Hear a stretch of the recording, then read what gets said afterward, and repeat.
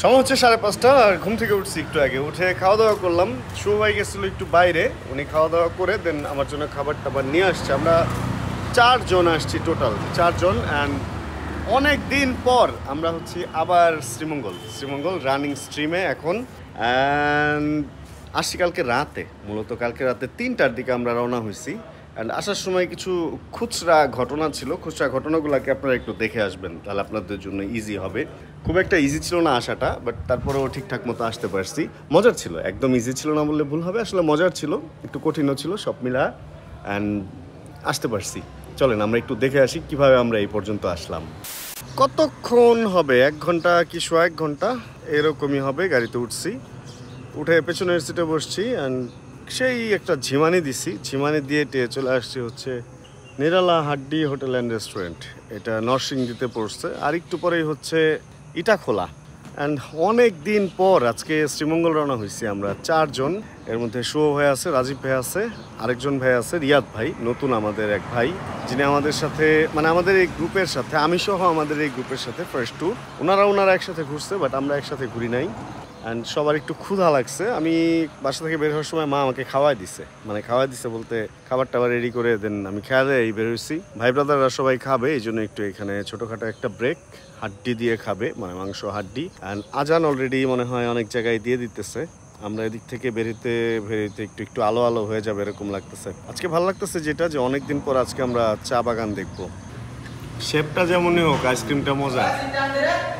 শেপটা বেশি সুবিধার না, শেপটাই বোঝা যেতেছে যে এলাকায় কারেন্ট খুব একটা থাকে না। 3-3টা লোক ভাত খাইতেছে, আমি বদ শেপের একটা আইসক্রিম খাইতেছি, ধোয়া উঠতেছে গরমে। স্বাস্থ্য সচেতন ভাই আপনি, আইসক্রিম খাইতেছেন। আমি ভাত খাই বেরিয়েছি। আর এই জায়গার ওয়েদারটা মনে হইতেছে শীতের দিন চলতেছে, মানে মাঘ মাসের শীতের মতো ঠান্ডা, বাইরে কুয়াশা, আজব ওয়েদার। বাংলাদেশের ওয়েদার চেঞ্জ হয়ে গেছে, গাছ টাছ কাইটা সব উল্টা পাল্টা।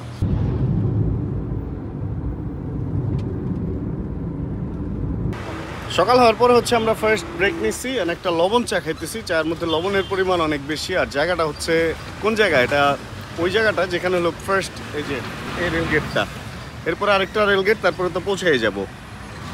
সময় কয়টা এখনো পর্যন্ত দেখতে পারি নাই, দাঁড়ান সময় দেখা জানাইতেছি। একটু টিলা শুরু হয়ে গেছে এখান থেকেই।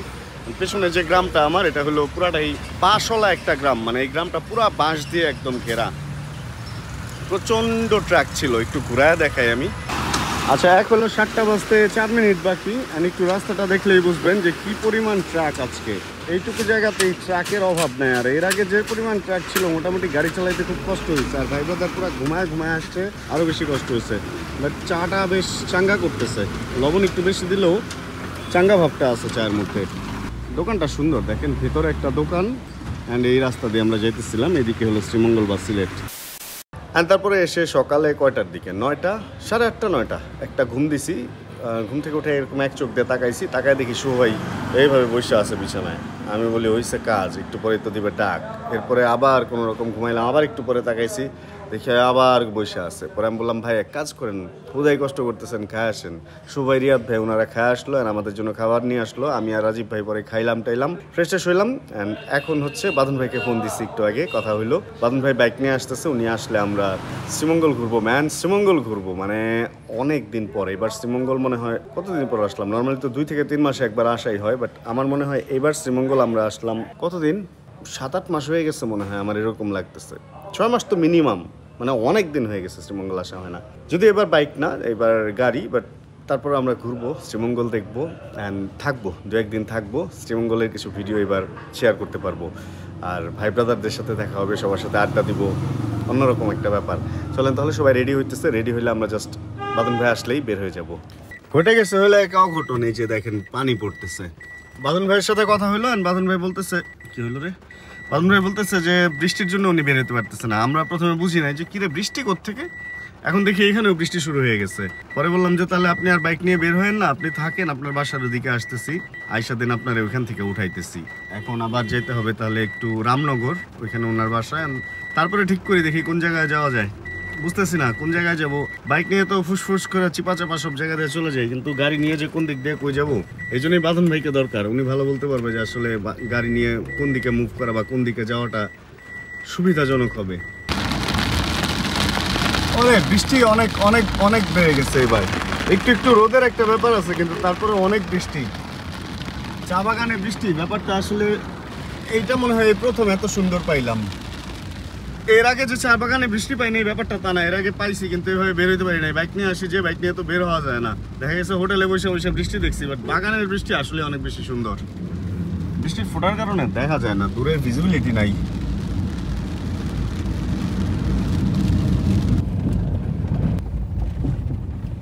আমরা নিচ্ছি সমুচা, আমরা নিচ্ছি সিঙ্গারা, আমরা বসছি হচ্ছে লকডাউনে।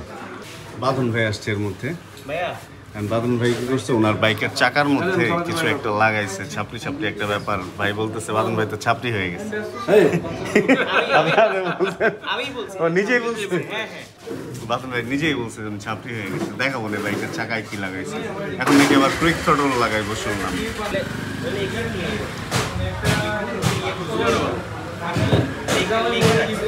মজা, গাড়ি তো ঠিক জায়গায় আছে না, একটু সমস্যা আছে। ওখানে লেখা আছে রাখা নিষেধ। গাড়ি রাখা নিষেধ, ওই জায়গায় গাড়ি রেখে এসে পড়ছি। আমি আবার চালাতে পারি না তো, পারি না চালাতে। এখন রাখছি গাড়ি, এখানে এখন নো পার্কিং। গাড়ির চাবি কি করছি আমি।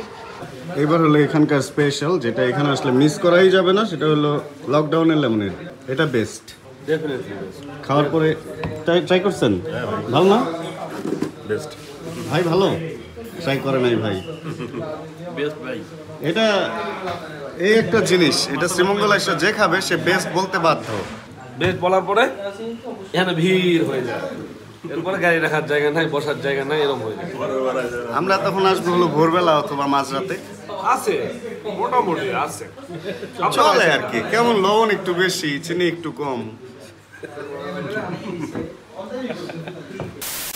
ও এই যে বাঁধন ভাই হচ্ছে এই যে এগুলা লাগাইছে চাকায়, এখানে আবার লাল করছে, এখানেও লাল করছে। আগুন আগুন একটা ব্যাপার। এটা নিজেরা নিজে ছাপড়ি বলে এই লোক। এটা খুব দুর্লভ কোয়ালিটি, কিন্তু নিজে ছাপড়ি বলাটা, নিজেরা নিজে ছাপড়ি বলাটা। এই ছাপড়ি। দেখ আমরা খাওয়া দাওয়া করে এখন একটু ছোট্ট একটা বাইক রাইডে বেরোতেছি। আলো যদি কোনো জায়গায় পাই তাহলে দেখা হবে। চলেন বাইরে দেখি। আশা রাখি আলো পাবো না, আমি উঠবো, ট্রাই করবো। কোন একটা কই যেন যেতেছি ভাই, কি নাম? আমরা যাব তো একটা জায়গায়, কিন্তু এলাকার নাম গোপনীয়, এরিয়াটার নাম নন্দরানী। নন্দরানী। চা বাগানে ঘুরতে যেতেছি। চা বাগান না? হ্যাঁ, চা বাগানে। আমরা হচ্ছে হালকা পাতলা একটু ফুয়েল ভরলাম বাইকে, এন্ড মামুন ভাইয়ের বাইকটা নিচ্ছি আমরা, আর বাঁধন ভাই তো ওনার বাইকে আছে। একটু বাইকে ঘুরতেছি আমরা, কোনো ওই যে চা বাগান টা বাগান এই সমস্ত কোনো এলাকায় যাবো আর কি। হুদাই রাতে ঘোরাঘুরি, তেমন কোনো উদ্দেশ্য নাই যে কই যাইতে হবে, জাস্ট একটু ঘোরাঘুরি করবো। আর ভাই ঠান্ডায় মানে শুভ ভাই বলতেছিল শীতের কোনো জামা কাপড় কিনবো কিনা, এত পরিমাণ ঠান্ডা। স্পিডে চালাইলে মানে কি পৌষ মাঘে যেরকম ঠান্ডা, পৌষ মাঘ মাস মাঘ ওই পরিমাণ ঠান্ডা লাগতেছে। তবে ভালো লাগতেছে যে শহরে এরকম গরম আর এই জায়গায় আমরা এরকম পুরো শীতের ফিল নিয়ে ঘুরতেছি। হালকা হালকা কুয়াশাও আছে, শহর একটু অন্ধকার, অনেকটা এরকম। আমরা আছি টুরিস্ট পুলিশ অফিসের সামনে, শ্রীমঙ্গল জোনের কার্যালয়। আমাদের সাথে দুষ্টামি করে হলো শুভ ভাই আর রিয়াদ ভাই খাওয়া দাওয়া করে ফেলছে সকাল সকাল। আমরা দুই ভাই এবার খাওয়া দাওয়া করতে যেতেছি। আর কালকে রাতের ঘটনা যেটা হয়েছিল, গাড়িতে আর মোটর সাইকেলে ঘুরতে ঘুরতে সত্যি কথা এখন আমরা একটু টায়ার্ড, এই জন্য হাঁটতেছি। আর কালকে রাতের ঘটনা যেটা হয়েছে, আমরা এমন এক জায়গায় গেছিলাম, এমন অন্ধকার, কিছুক্ষণ বাইক থামায় একটা ভিডিও রেকর্ড করছি, শুনেন একটু।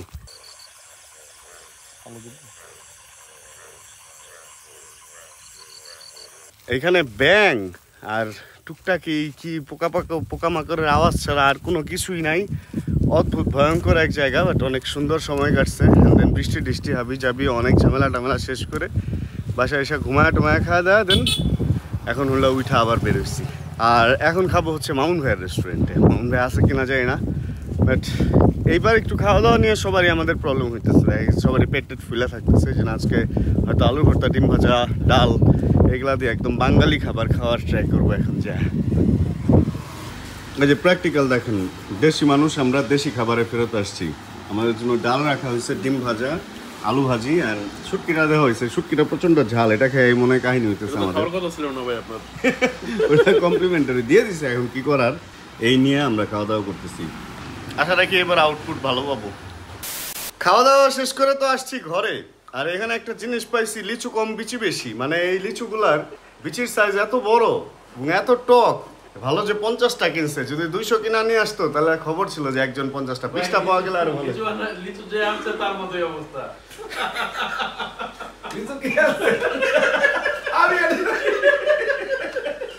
সকাল সকাল ঘুম থেকে ওইটা শুভ ভাই বেরোছিল, খাওয়া দাওয়া করে দেন লিচু বাগানে যায়, দেখছে লিচু গাছের নিচে লিচু বেচতেছে, কয়েকটা লিচু নিয়ে আসছে। এখন এটা কেউ খাইতেছে না, আমি মাত্র একটা টেস্ট করলাম খাওয়া দাওয়ার পরে, দেখি অবস্থা খুবই খারাপ।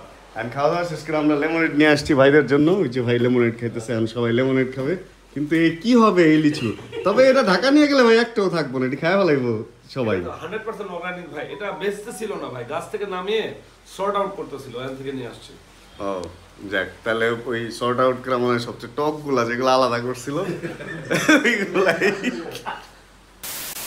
এই যে ঘটনাটা দেখছেন লিচুর, এরপরে আমরা আবার রেস্ট নিচ্ছি। আসলে এইবারের ট্যুরটাই আমাদের ছিল পুরাপুরি রেস্ট নেওয়ার একটা ট্যুর। অ্যান্ড 2 দিন আমরা ছিলাম, 2 দিন শুধু রেস্ট নিয়েছি, ওরকম কোনো জায়গায় ঘুরি টুরিও নাই। অ্যান্ড এই ঘটনার পরে রেস্ট টেস্ট নিয়ে রাতে আমরা বাঁধন ভাইয়ের বাসায় গেছিলাম, বাঁধন ভাইয়ের সেই বাবুকে দেখতে, যেই জন্য এইখানে এবার যাওয়া, মানে শ্রীমঙ্গল এবার যাওয়া।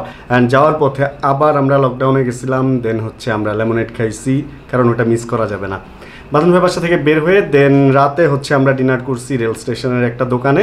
ওইখান থেকে ডিনার করে আমরা ঠিক করছি যে আমরা ঢাকা ব্যাক করবো। অ্যান্ড দেন এখন আমরা ঢাকায়। অ্যান্ড ছোট্ট করে অল্প কিছুক্ষণের ভিডিওতে আমরা 2 থেকে আড়াই দিনের ট্যুরটা এই ভিডিওতে শেয়ার করলাম।